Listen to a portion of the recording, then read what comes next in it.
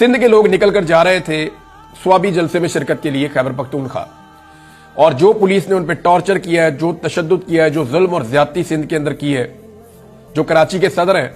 राजा साहब,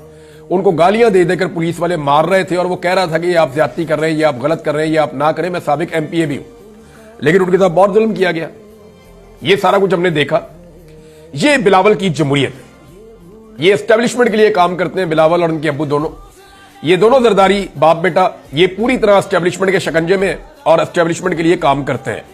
अब अगली बात यह है कि क्वेटा के अंदर बाकायदा स्टेट फायरिंग हुई है। पाकिस्तान तहरीक इंसाफ के रहनुमाओं ने और कारकुनों ने यह क्लेम किया है और ये वीडियोज भी आ रही हैं कि क्वेटा में जलसे के लिए पूरी की पूरी जो बलूचिस्तान की हुकूमत है पीपल्स पार्टी की, उन्होंने एक कर्फ्यू जैसा माहौल बना दिया,